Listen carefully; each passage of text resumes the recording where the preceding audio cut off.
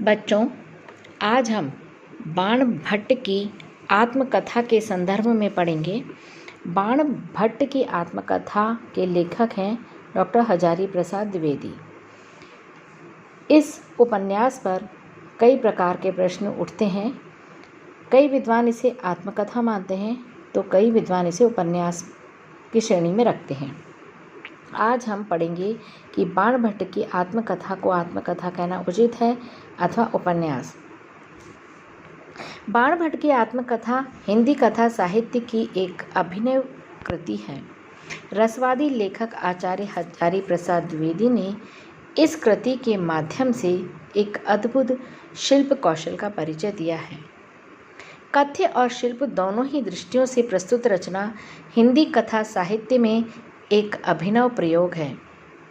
द्विवेदी जी की रचनात्मक दृष्टि, कल्पनात्मक भाषा एवं सशक्त अभिव्यंजना का संस्पर्श प्राप्त कर यह कृति एक कलात्मक मिरेकल बन गई है। इस कृति में जहाँ एक और द्विवेदी जी का व्यक्तित्व बोलता है, वहीं दूसरी ओर उनकी रचना कौशल की मौलिकता का लोहा मानना पड़ता है। वस्तुतः बाण भट्ट की आत्मकथा संस्कृत कवि बाण भट्ट की आत्मकथा का अनुवाद न होकर हजारी प्रसाद द्विवेदी जी की मौलिक कल्पना शक्ति की सर्जनात्मक अभिव्यक्ति है। यह न बाण भट्ट के द्वारा लिखी गई है और न द्विवेदी जी की ऑस्ट्रियन दीदी मिस कैथराइन के द्वारा ही। कथामुख में कहा गया है, यह मिस कैथराइन की शोण नदी के तट पर प्राप्त हुई थी और उसने इसका अनुवाद संस्कृत में किया था। निसंदेह कृति की उपर्युक्त रहस्यमयी व्याख्या ने द्विवेदी जी के इस अभिनय प्रयोग को सार्थक बना दिया है। लेखक ने अपनी शैली की विशिष्टता प्रदान करने के लिए उक्त आत्मकथा से अपना स्पष्ट संबंध व्यक्त नहीं किया है, किंतु इस संबंध को समझने के लिए कथामुख और उपसंहार में अनेक संकेत मिल जाते हैं। उनमें एक यह है कि मित्रों के आग्रह, अनुरोध और शुभेच्छा का ही यह परिणाम है कि आत्मकथा प्रकाशित हो रही है, किंतु आत्मकथा के संबंध में अनेक प्रकार की घोषणाएं करके भी कथित संपादक ने उसने अपना संबंध व्यक्त नहीं रहने दिया है और घोषणा इन शब्दों में हुई है। बाण भट्ट और हर्षदेव के ग्रंथ उपन्यास की कथा के प्रधान उपनिव्य रहे हैं। अतः बाण भट्ट की आत्मकथा के स्वरूप के संबंध में अब तक विद्वानों में मतभेद बना हुआ है। किसी ने इसे आत्मकथा स्वीकार किया है और किसी ने उपन्यास। इस कृति में उपलब्ध कुछ ऐतिहासिक पात्रों एवं घटनाओं के आधार पर कुछ आलोचक इसे इतिहास समझने की भूल कर बैठते हैं, तो अन्य इसे आत्मकथा, अंतरकथा, जीवनी, उपन्यास आदि विधाओं का रूप प्रदान करते हैं। क्या यह इतिहास है? अब प्रश्न उठता है, क्या इसे इतिहास माना जा सकता है? इस कृति को जहाँ तक इतिहास मानने का प्रश्न है, ये निर्विवाद रूप से कहा जा सकता है कि यह कृति इतिहास नहीं है। इतिहास में घटनाओं और तिथियों की ओर विशेष ध्यान दिया जाता है। उसमें तथ्यात्मक विश्लेषण की प्रधानता रहती है। भाव सत्य की अभिव्यक्ति गौण रहती है। साथ ही इतिहास का संबंध किसी व्यक्ति विशेष से न रहकर युग विशेष से रहता है।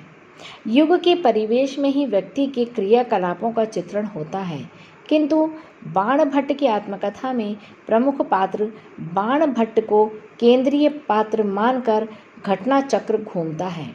इसके अतिरिक्त भी इतिहास में जिन परिस्थितियों का चित्रण है वे प्रामाणिक होती हैं, किंतु बाण भट्ट की आत्मकथा का परिवेश इतिहास सम्मत नहीं है। इसमें भट्टिनी, सुचरिता आदि पात्र इतिहास सम्मत नहीं है। साथ ही जिस सामाजिक और राजनीतिक चेतना का उल्लेख है वह भी इतिहास सम्मत नहीं है।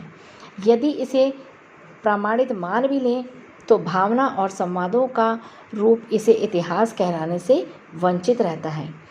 वस्तुतः आत्मकथा भाव पीठिका पर प्रतिष्ठित होकर रस निष्पत्ति करती है, जबकि इतिहास केवल वस्तु संकलन और विश्लेषण करके तथ्यात्मक को ही प्रोत्साहन देता है। परिणामतः भाव व्यंजना में वह अक्षम सिद्ध होता है। बाणभट्ट की आत्मकथा की शैली भी इतिहास के अनुरूप नहीं है, क्योंकि इसमें द्विवेदी जी की अभिव्यक्ति पद्धति भावोच्छ्वासमयी हो गई है।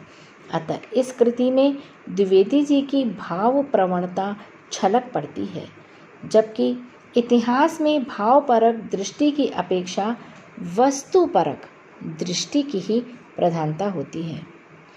अतः इस विवेचन के आधार पर यह स्पष्ट है कि बाणभट्ट की आत्मकथा इतिहास सम्मत नहीं है। अब अगला प्रश्न उठता है, क्या ये जीवनी है?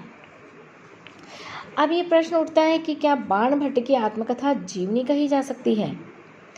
इस प्रश्न का बिल्कुल सीधा यही उत्तर है कि प्रस्तुत कृति जीवनी भी नहीं है, क्योंकि जीवनी किसी व्यक्ति विशेष के संपूर्ण जीवनी विवरणों पर आधारित होती है तथा जीवनी का लेखक चरित्र नायक से भिन्न अन्य व्यक्ति होता है। जीवनी में सत्य अपनी वस्तु स्थिति में रहता है, वह अपने व्यक्तित्व को कल्पना की उड़ानों के अधिकार में नहीं सौंपता। इसके अतिरिक्त जीवनी में नायक का जीवन चरित्र अन्य रचनाओं की अपेक्षा अधिक विस्तारमय और स्पष्ट होता है। अनेक साधनों के द्वारा वह घटनाओं का संयोजन करता है। जीवन में वस्तु परकता और लेखक की निर्वैयक्तिक वृत्ति ही प्रमुख होती है।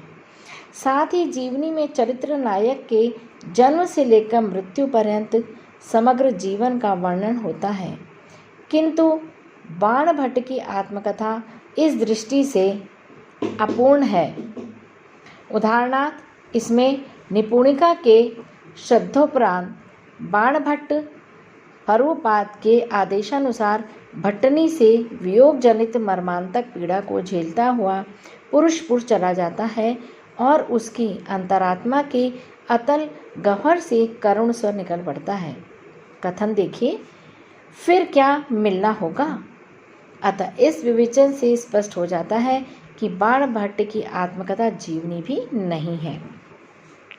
अब अगला प्रश्न आता है, अगला बिंदु यह आता है, क्या ये आत्मकथा है?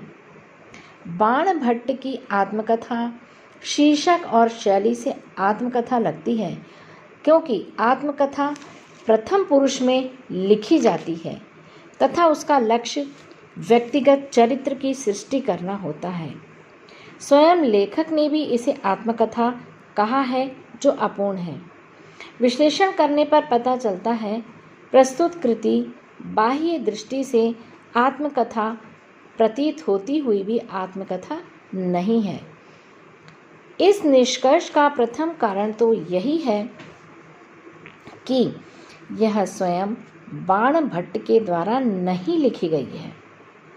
आत्मकथा में एक वस्तुपरक दृष्टि की प्रमुखता होती है, वह भी इसमें नहीं मिलती, बल्कि इसके विपरीत इसमें भावनाओं का उद्वेग एवं कल्पना का सतरंगी मायालोक अपनी संपूर्ण भव्यता के साथ उजागर हुआ है।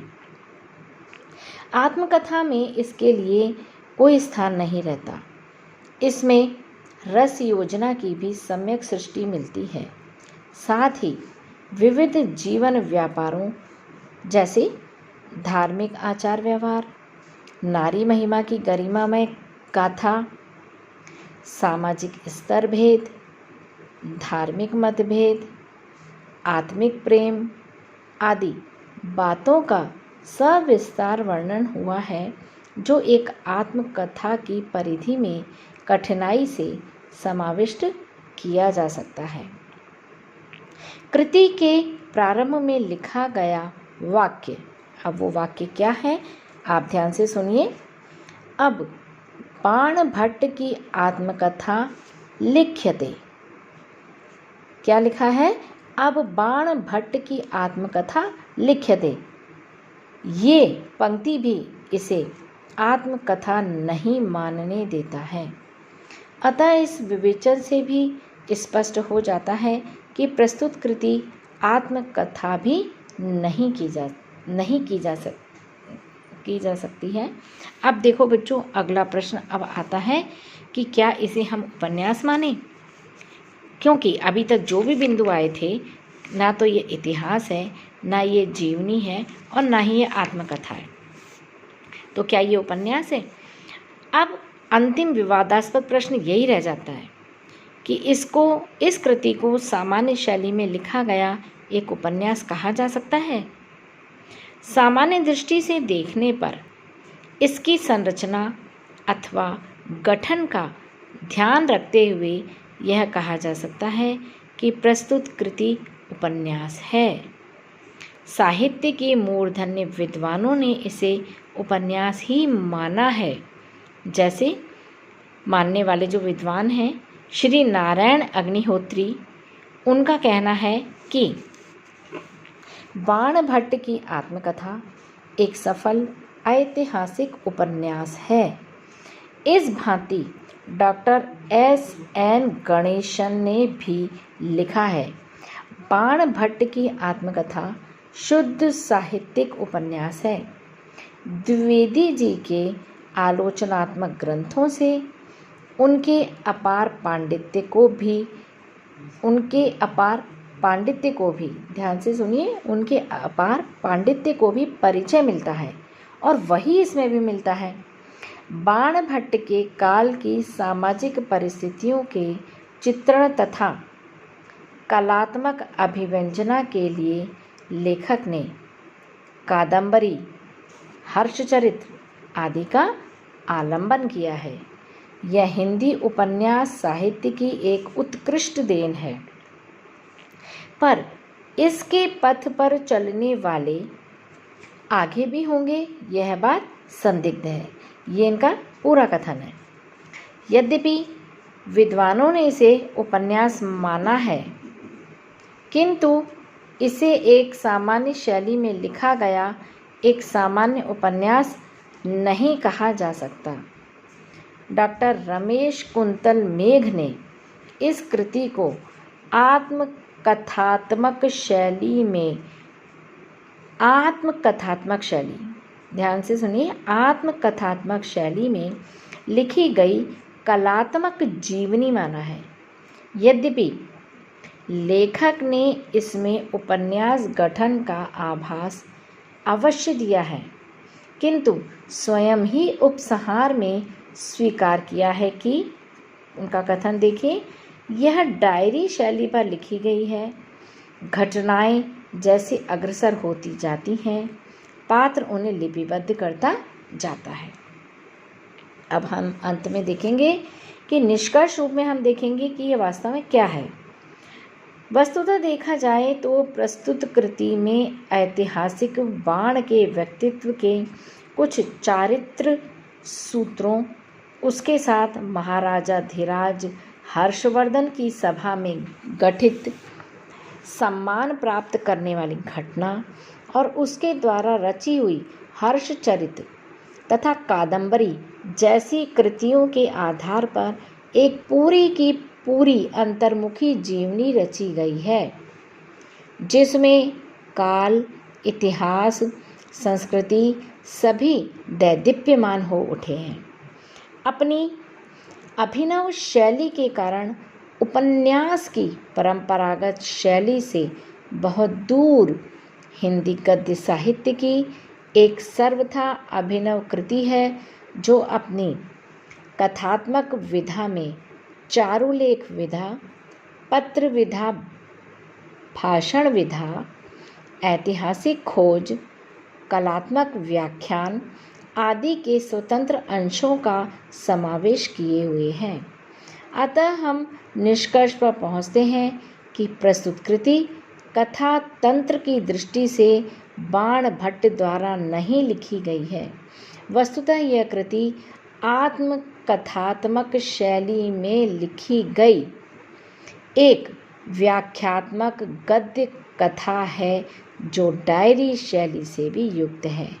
सुनिए आप ध्यान से कि यह कृति आत्मकथात्मक शैली में लिखी गई एक व्याख्यात्मक गद्य कथा है जो डायरी शैली से भी युक्त है।